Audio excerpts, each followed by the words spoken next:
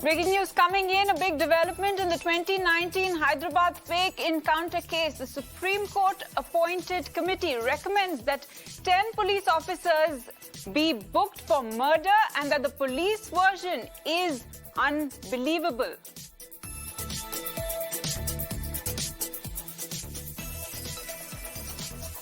Senior advocate Ujjwal Nikam is joining us on the broadcast. For more on this, thank you, sir, for joining us on the broadcast. Sir, big development is coming in the 2019 Hyderabad fake encounter case. The Supreme Court appointed committee has, in fact, recommended that the 10 police officers be booked for murder and also made a very strong observation that the police version which was made is unbelievable. Your first comments?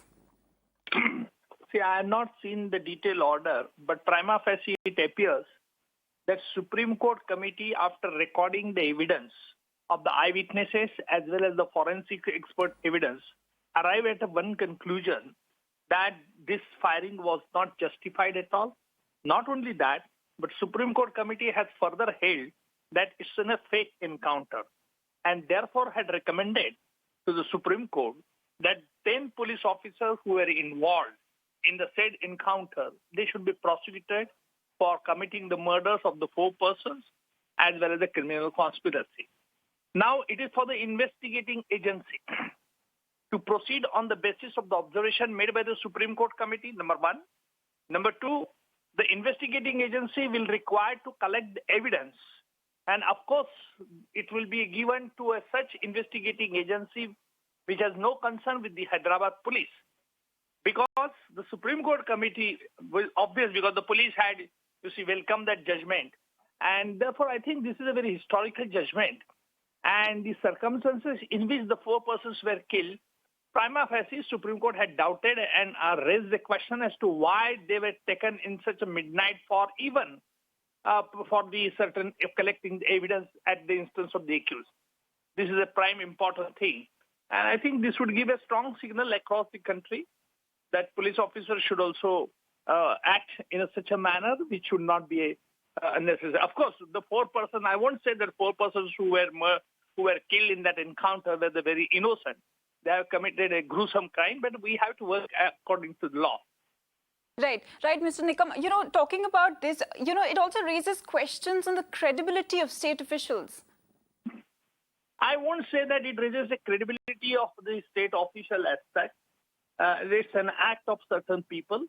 And of course, they must have been advised to take such a drastic action. In Mumbai also, during earlier days, some encounters used to happen. And some senior cops were famous as an encounter specialist. But later on, it was revealed that those even encounters at sometimes were fake, some were genuine. But I don't think that because of this act of the some police officers, the state administration will be condemned. Right. Sir, the committee has gone on to say, and, I'd like to quote from the observations that have been made, is that the police version is not believable and there is no evidence.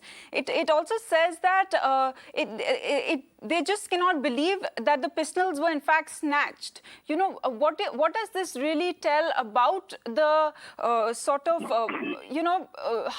this entire thing unfolded?